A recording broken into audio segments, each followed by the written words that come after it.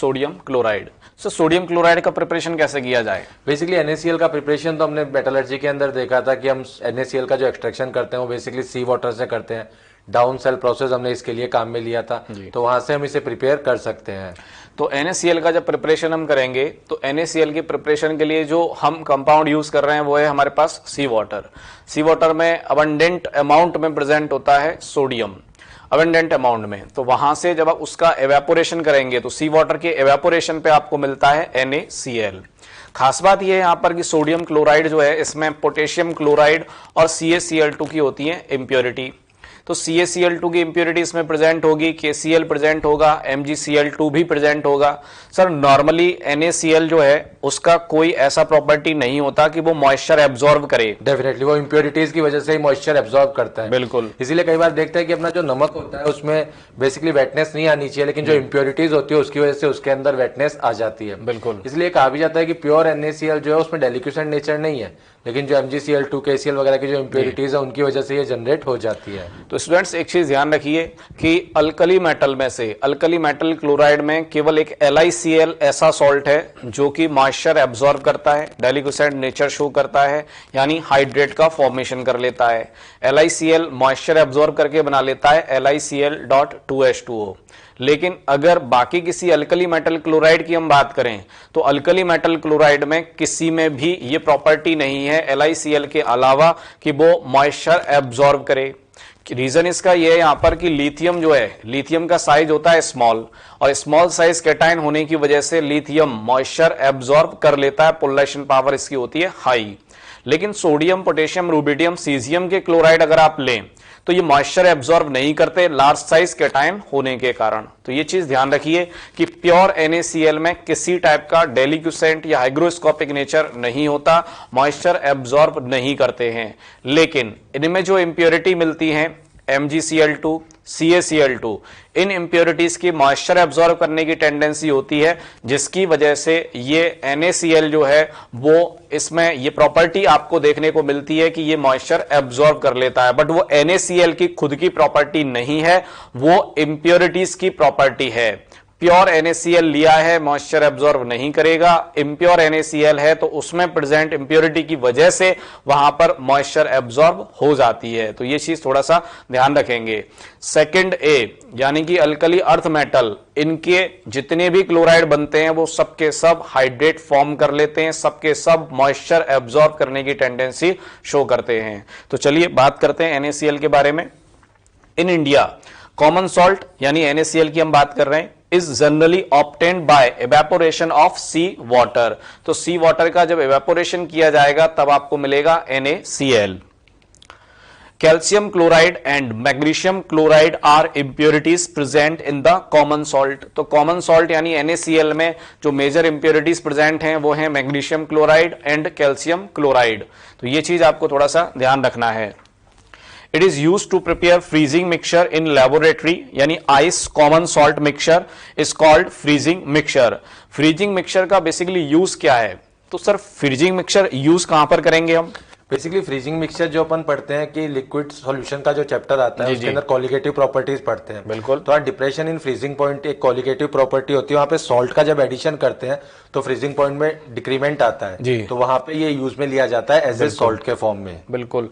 NaCl add करने पर जो आइस है उसका मेल्टिंग पॉइंट पहुंच जाता है -23 डिग्री सेल्सियस तक। तो एक्चुअली आइस के साथ इसका जो मिक्सचर बनता है वो मिक्सचर कहलाता है फ्रीजिंग मिक्सचर। तो ये चीज थोड़ा सा ध्यान रखना है। सोडियम हाइड्रोक्साइड, कास्टिक सोडा की हम बात करें, NaOH की प्रिपरेशन की हम बात कर रहे हैं यहां पर। तो देखिए NaOH का जो प्रिपरेशन है वो किया जाता है कास्टनर केल्नर प्रोसेस के थ्रू। कास्टनर केल्नर प्रोसेस की खास बात है कि इसमें कैथोड यूज किया जाता है मरकरी का।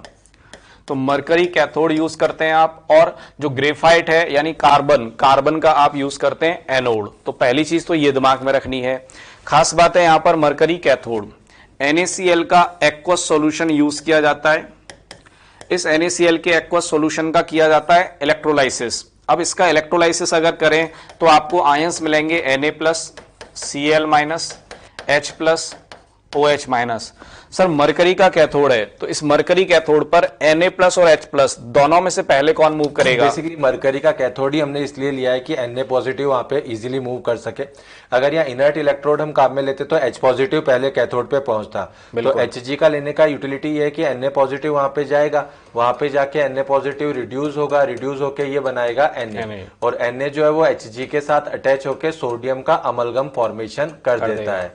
तो ये हमारे पास एक बहुत अच्छी यूटिलिटी रहती है, इसलिए हम Hg का कैथोड यहाँ पे काम में लेते हैं। बिल्कुल। तो स्टूडेंट्स यहाँ पर ध्यान रखने वाली बात यह है कि मरकरी का जब आप कैथोड यूज कर रहे हैं यानी कि रिएक्टिव कैथोड, तो उस केस में पहले Na+ मूव करेगा ना कि H+।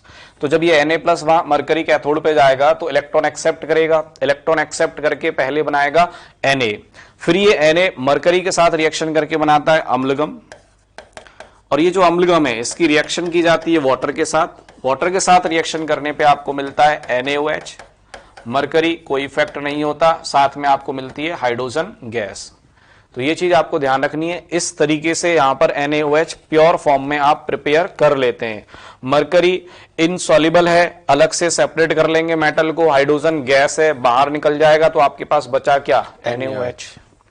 तो NaOH के प्रिपरेशन का ये मेथड है कास्टनर केल्नर process. Sodium hydroxide is generally prepared commercially by the electrolysis of sodium chloride in Kastner-Kellner cell. A brine solution यानी कि NaCl का aqueous solution है is electrolyzed using a mercury cathode and a carbon anode, यानी यहाँ graphite का anode लेना है आपको और मरकरी का कैथोड यूज करना है। ये चीज ध्यान रखें। कैथोड पर क्या रिएक्शन होगी? देखिए Na+ इलेक्ट्रॉन एक्सेप्ट करेगा, Na में कन्वर्ट होगा, ये Na मरकरी कैथोड के साथ रिएक्शन करके बना देगा सोडियम का अम्लगम। सोडियम का जो अम्लगम यहां पे बना है वो वाटर के साथ फर्दर रिएक्ट करेगा, वाटर के साथ रिएक्शन करके बना देगा NaOH। अब एनोड की अगर बात करें तो एनोड पर Cl- जाएगा, Cl- आपका क्लोरीन में कन्वर्ट हो जाएगा। सोडियम का अम्लगम वाटर के साथ रिएक्शन करके आप देख रहे हैं यहां पर कि NaOH प्रिपेयर हो रहा है, साथ में मरकरी आपको मिल रहा है और बाई प्रोडक्ट में आपको मिल रही है हाइड्रोजन गैस। तो ये सिंपल प्रिपरेशन है NaOH का। Next is sodium hydrogen carbonate या बेकिंग सोडा, या इसी को कहा जाता है सोडियम बाइकार्बोनेट। तो स्टूडेंट्स इसका प्रिपरेशन हम पढ़ चुके हैं सॉल्ट एनालिसिस में। हमने वहां एक रिएक्शन डिस्कस की थी कि जब सोडियम कार्बोनेट के सॉल्यूशन में आप CO2 गैस एक्सेस में पास करते हैं तब आपको मिलता है सोडियम बाइकार्बोनेट। तो प्रिपरेशन के लिए आप सिंपल वो रिएक्शन यूज कर सकते हैं। Sodium hydrogen carbonate is made by saturating a solution of sodium carbonate with carbon dioxide। तो सोडियम कार्बोनेट के एक्वस सॉल्यूशन में आप CO2 गैस एक्सेस में पास करिए, आपको मिलेगा sodium bicarbonate. It is used in fire extinguisher. एक चीज ध्यान रखिए कि जो आग बुझाने के लिए इंस्ट्रूमेंट यूज किए जाते हैं वहां पर ये यूज किया जाता है sodium bicarbonate along with H2SO4। तो दो चीजें उसमें यूज की जाती हैं मेनली, सोडियम बाइकार्बोनेट साथ में H2SO4।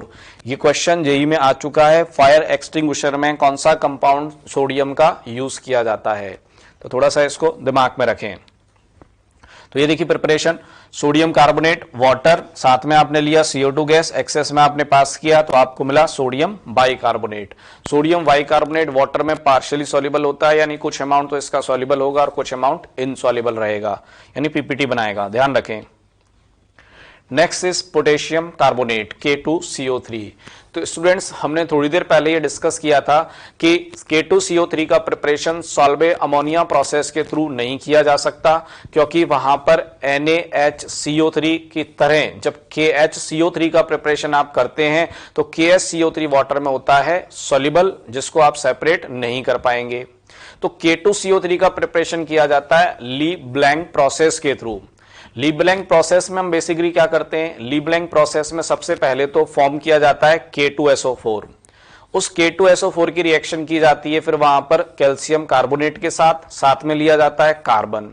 कार्बन का काम होता है सल्फेट को रिड्यूस करके सल्फाइड में कन्वर्ट करना, और कैल्शियम कार्बोनेट के साथ पोटेशियम कैटायन जब रिएक्शन करता है तो बना देता है K2CO3। तो सर लीब्रैंक प्रोसेस पोटेशियम कार्बोनेट के लिए प्रिपरेशन में यूज किया जा रहा है, तो क्या सोडियम कार्बोनेट का प्रिपरेशन भी कर सकते हैं? डेफिनेटली कर सकते हैं, लेब्लैंक प्रोसेस से सोडियम कार्बोनेट भी प्रिपेयर कर सकते हैं। बिल्कुल। तो देखिए इट इज कॉल्ड पोटास और परलेस, ये इसका पॉपुलर नेम है, ध्यान रखें। It can be prepared by Leblanc process. तो ली ब्लैंक प्रोसेस में बेसिकली क्या करते हैं वो देखिए। सबसे पहले KCl की आपने रिएक्शन की H2SO4 के साथ, तो आपको मिल गया KHSO4। फिर KHSO4 में आपने फर्दर H2SO4 डाला, यानी आप एक तरह से ये कह सकते हैं कि H2SO4 की कंसंट्रेशन आपने बढ़ा दी। तो अगर मैं H2SO4 की कंसंट्रेशन बढ़ा दूंगा तब तो मुझे KHSO4 मिल रहा होगा, लेकिन अगर मैं इसमें फर्दर KCl ऐड कर देता हूं तो फर्दर KCl ऐड करने पर पोटेशियम हाइड्रोजन सल्फेट रिएक्शन करके बना देगा K2SO4। पोटेशियम सल्फेट यहां पर जो बना है इसकी रिएक्शन आप करेंगे नेक्स्ट स्टेप में कैल्शियम कार्बोनेट के साथ में आप ले रहे हैं यहां पे कार्बन। ये चीज ध्यान रखें, कार्बन का काम यहां पे क्या है, रिड्यूसिंग एजेंट। तो ये सल्फेट को रिड्यूस करेगा किसमें, सल्फाइड में। तो ये चीज ध्यान रखिए, ये कार्बन इसको सल्फाइड में रिड्यूस कर देता है, यानी सल्फर जो है +6 से आ जाता है -2 में। पोटेशियम आयन कार्बोनेट आयन के साथ रिएक्शन करके बना देता है K2CO3 और साइड प्रोडक्ट में आपको मिल जाता है CaS, CO2 गैस साथ में रिलीज होती है। The mixture of K2CO3 and Na2CO3 is used as a fusion mixture in laboratory। Basically क्या होता है कि जब किसी आयनिक सॉल्ट को आप किसी कंपाउंड में ऐड करते हैं तो उस केस में नंबर ऑफ आयंस बढ़ने लगते हैं, और नंबर ऑफ आयंस अगर बढ़ेंगे तो वहां वांटा फैक्टर जो है वो अफेक्ट होगा, और उस वांटा फैक्टर के अफेक्ट होने के कारण से उसका जो मेल्टिंग पॉइंट है या फ्रीजिंग पॉइंट है वो डिक्रीज कर जाता है। तो ये हमने पढ़ा है लिक्विड सॉल्यूशन में। चलिए नेक्स्ट डिस्कस करते हैं अल्कली अर्थ मेटल्स। तो अल्कली अर्थ मेटल्स की अगर हम फिजिकल प्रॉपर्टीज की बात करें तो देखिए फिजिकल प्रॉपर्टीज में जो मेन प्रॉपर्टीज हैं वो बिल्कुल सिमिलर हैं जैसे कि हम अल्कली मेटल्स में देखते हैं। कुछ प्रॉपर्टीज डिफरेंट हो जाती हैं और उसका रीजन होता है इनके मेटालिक बॉन्ड की स्ट्रेंथ का ज्यादा होना। मतलब अगर हम अल्कली मेटल और अल्कली अर्थ मेटल को थोड़ा सा कंपेयर करें तो फर्स्ट ए में जो +1 कैटायन का फॉर्मेशन होगा, 1 इलेक्ट्रॉन रिलीज होगा। सेकंड ए की अगर बात करें तो सेकंड ए का जो कैटायन है उसमें +2 चार्ज होगा और यहाँ पे पर एटम 2 इलेक्ट्रॉन्स यहाँ रिलीज हो रहे होंगे। तो बेसिकली यहाँ पर जो मेटालिक बॉन्डिंग होगी, मेटालिक बॉन्डिंग सेकंड ए की होती है ज्यादा स्ट्रॉन्ग, और मेटालिक बॉन्डिंग अगर सेकंड ए की ज्यादा स्ट्रॉन्ग है तो अल्कली मेटल के कंपेरिजन में अल्कली अर्थ मेटल का जो हार्डनेस है वो ज्यादा होगा, मेल्टिंग और बॉइलिंग पॉइंट है मोस्टली वो ज्यादा होंगे। यानी ऐसी फिजिकल प्रॉपर्टीज जो कि मेटालिक बॉन्डिंग पे डिपेंड करती हैं वो फिजिकल प्रॉपर्टीज सेकंड ए के लिए फर्स्ट ए से ज्यादा होंगी। इसमें आप डेंसिटी भी इंक्लूड कर सकते हैं, मेल्टिंग बॉइलिंग पॉइंट जो है उनको भी आप इंक्लूड कर सकते हैं, हार्डनेस आप इंक्लूड कर सकते हैं। तो ऐसी प्रॉपर्टीज अल्कली अर्थ मेटल के लिए ज्यादा होती है। तो ये चीज थोड़ा सा यहाँ पे ध्यान रखना है। नेक्स्ट देखिए केमिकल प्रॉपर्टीज की हम बात कर रहे हैं। तो सर केमिकल प्रॉपर्टीज की अगर हम बात करें तो अल्कली मेटल और अल्कली अर्थ मेटल इनमें रिएक्टिविटी किसकी ज्यादा होनी चाहिए? बेसिकली अल्कली मेटल्स ज्यादा रिएक्टिव होते हैं as compare to alkali earth metal, because जो अल्कली अर्थ मेटल है उनका इलेक्ट्रॉनिक कॉन्फ़िगरेशन होता है NH2, तो ये अपने आप में एक तरह का क्या स्टेबल कॉन्फ़िगरेशन है। दूसरा इनके आयनाइजेशन एनर्जी भी ज्यादा है, आयनाइजेशन एनर्जी ज्यादा होने की वजह से इतना इजीली इलेक्ट्रॉन लूज नहीं कर पाते हैं। बिल्कुल, दैट्स व्हाई इनकी रिएक्टिविटी अल्कली मेटल्स के रेस्पेक्ट में कम रहती है। बिल्कुल। तो स्टूडेंट्स ये चीज ध्यान रखें कि एक तो साइज स्मॉल है, अल्कली मेटल के अगर कंपैरिजन में हम बात करें तो अल्कली मेटल के कंपैरिजन में इनका साइज स्मॉल होने की वजह से इलेक्ट्रॉन इजीली रिलीज नहीं करेंगे। दूसरी खास बात यह है कि यहाँ पे इनको जब रिएक्शन करनी है तो उसमें इनको 2 इलेक्ट्रॉन रिलीज करने पड़ेंगे, जबकि अल्कली मेटल की बात करें तो अल्कली मेटल को 1 इलेक्ट्रॉन लूज करना होता है, साइज लार्ज है तो इलेक्ट्रॉन का रिमूवल आसानी से हो जाता है वहां पर। तो इसलिए अल्कली मेटल की जो रिएक्टिविटी होती है यानी केमिकल रिएक्टिविटी की हम यहाँ बात कर रहे हैं वो chemical reactivity alkali earth metal के कंपेरिजन में ज्यादा होती है। तो हमने अल्कली मेटल में पढ़ा था कि अल्कली मेटल जो है सारे के सारे अल्कली मेटल एयर के साथ रिएक्शन कर लेते हैं, वाटर के साथ रिएक्शन कर लेते हैं, लेकिन जब अल्कली अर्थ मेटल की हम बात करेंगे तो यहां ध्यान देने वाली बात यह है कि स्मॉल साइज होने की वजह से, लेस रिएक्टिविटी होने की वजह से बेरिलियम और मैग्नीशियम इजीली एयर के साथ भी रिएक्ट नहीं कर पाते और वाटर के साथ भी रिएक्ट नहीं कर पाते। इसका एक रीजन यह भी होता है कि जब बेरिलियम मैग्नीशियम वाटर या एयर के साथ रिएक्शन करते हैं तो इन मेटल के ऑक्साइड की लेयर बन जाती है, और जो ऑक्साइड की लेयर बनती है वो मेटल की सरफेस को कवर कर लेती है। तो फर्दर ऑक्सीजन के साथ रिएक्शन या फर्दर वाटर के साथ जो रिएक्शन होती है मेटल की वो रुक जाती है। और काइनेटिकली अगर हम बात करें सर तो काइनेटिकली बेरिलियम और मैग्नीशियम इनमें से इनर्ट किसको होना चाहिए सर? बेसिकली बेरिलियम को होना चाहिए क्योंकि उसका साइज बहुत स्मॉल है, आयनाइजेशन एनर्जी बहुत ज्यादा है उसकी। बिल्कुल। तो बेरिलियम स्मॉल साइज होने की वजह से काइनेटिकली इनर्ट होता है, ना तो एयर के साथ रिएक्शन करता है ना वाटर के साथ रिएक्शन करता है। अगर बेरिलियम की रिएक्शन आप एयर के साथ करना भी चाहें तो उसके लिए फिर आपको उसकी रिएक्टिविटी इंक्रीज करनी पड़ेगी। यानी अगर पाउडर्ड बेरिलियम ले लिया जाए तो पाउडर्ड बेरिलियम के साथ आप एयर के रिएक्शन कर सकते हैं, पाउडर्ड बेरिलियम, क्योंकि एक्टिव सरफेस एरिया बढ़ जाएगा, रिएक्टिविटी थोड़ा सा इंप्रूव हो जाता है उससे। चलिए सबसे पहले हम बात करते हैं रिएक्टिविटी टुवर्ड्स एयर। तो देखिए एयर के साथ अगर रिएक्शन कर रहे हैं तो एयर में दो कंपोनेंट हैं, एक तो ऑक्सीजन है और दूसरा है हमारे पास में नाइट्रोजन। तो सर यहां जब एयर की रिएक्शन करेंगे तो क्या अल्कली अर्थ मेटल जो है वो ऑक्साइड के साथ साथ नाइट्राइड का भी फॉर्मेशन करेंगे? डेफिनेटली, क्योंकि जहाँ पे अपन ने अल्कली मेटल्स की बात करी थी तो वहाँ पे लिथियम ही नाइट्राइड बना पा रहा था स्मॉल साइज की वजह से। तो अल्कली अर्थ मेटल के साइज तो छोटे होते ही हैं, तो वो नाइट्रोजन के साथ रिएक्ट करके नाइट्राइड का फॉर्मेशन कर देते हैं। जी, तो स्टूडेंट्स यहां पर एक चीज ध्यान रखेंगे कि जब भी अल्कली अर्थ मेटल की एयर के साथ रिएक्शन आप करेंगे तो ऑक्साइड के साथ साथ साइड प्रोडक्ट में आपको नाइट्राइड भी मिलेगा। जबकि अल्कली मेटल की हम बात करें तो एयर के साथ रिएक्शन करने पर केवल लिथियम था जो कि नाइट्राइड का फॉर्मेशन कर रहा था। तो यह बात आपको विशेष दिमाग में रखनी है। Beryllium and magnesium are kinetically inert to oxygen and water, यानी इनकी रिएक्टिविटी कम है क्योंकि इनका साइज स्मॉल है, इजीली रिएक्ट नहीं करते। बेरिलियम तो बहुत ज्यादा इनर्ट है कि मतलब रिएक्ट ही नहीं करेगा। इवन मैग्नीशियम की रिएक्शन की बात करें तो मैग्नीशियम स्लोली रिएक्ट तो करता है, कुछ देर बाद रिएक्शन रुक जाती है, वो एक अलग इशू है।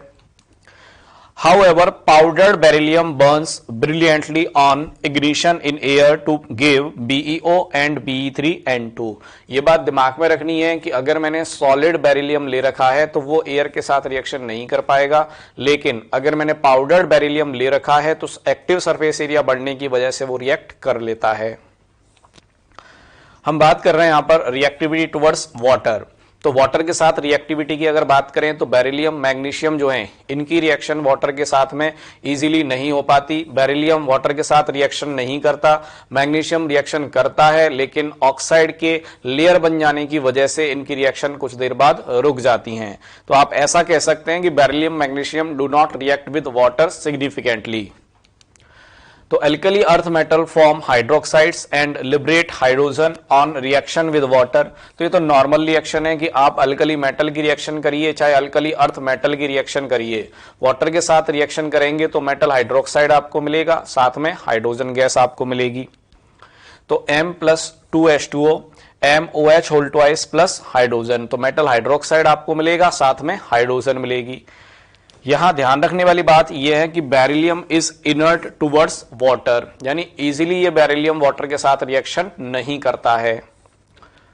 Magnesium form protective layer, that is why it does not react readily with water, यानी फास्ट रिएक्शन नहीं होती मैग्नीशियम की वाटर के साथ क्योंकि ऑक्साइड की जो लेयर बनती है मैग्नीशियम मेटल के ऊपर वो लेयर वाटर के साथ रिएक्शन को फर्दर स्टॉप कर देती है।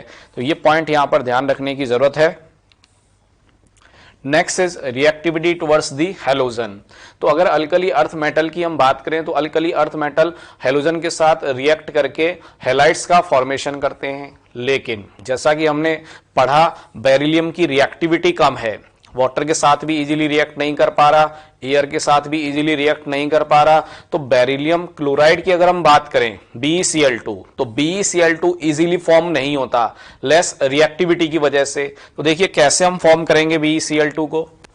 BeCl2 is conveniently made from the oxide, यानी BeO के थ्रू हम BeX2 BeCl2 का फॉर्मेशन करने की कोशिश करेंगे। अब BeO से आपको BeCl2 बनाना है। BeO से अगर मुझे BeCl2 का फॉर्मेशन करना है तो मतलब एक तो मुझे लेना पड़ेगा ड्राई क्लोरीन, पहली चीज। दूसरी बात, बेरिलियम जो है यहां पे ऑक्साइड, इस ऑक्साइड फॉर्म से मुझे सेपरेट भी करना है, यानी इस मेटल को मुझे यहां रिड्यूस करने की जरूरत होगी, तो मुझे जरूरत होगी कार्बन की। तो कार्बन यूज करेंगे क्योंकि वो बेरिलियम ऑक्साइड को रिड्यूस कर देगा। लेकिन प्रॉब्लम यहां पर यह आएगी कि कार्बन बेरिलियम के साथ रिएक्शन भी कर सकता है, तो इस रिएक्शन को रोकने के लिए आप यूज कर रहे हैं साथ में क्लोरीन। गैस है, कार्बन आप ले रहे हैं वो है सॉलिड, गैस के कंपैरिजन में सॉलिड की जो रिएक्टिविटी है कम होती है, तो कार्बन से पहले क्लोरीन रिएक्ट कर लेगा। तो कार्बन इस BeO को रिएक्ट करके बेरिलियम में कन्वर्ट करेगा, साथ में बनाएगा CO। क्लोरीन इस बेरिलियम के साथ रिएक्शन करके बना देगा BeCl2। तो BeCl2 का फॉर्मेशन अगर करना है तो आपको यूज करना होगा मेटल ऑक्साइड, साथ में कार्बन, और उनकी रिएक्शन करनी पड़ेगी आपको क्लोरीन के साथ। तो देखिए BeO plus carbon plus chlorine, ये रिएक्शन जब आप करेंगे तो आपको मिलेगा BeCl2 साथ में CO। रिएक्शन की मैकेनिज्म एकदम क्लियर है। यहां पे इन दोनों के बीच जब रिएक्शन होगी तो आपको मिलेगा बेरिलियम साथ में कार्बन मोनोऑक्साइड, और ये बेरिलियम इस क्लोरीन के साथ रिएक्शन करके बना देगा BeCl2।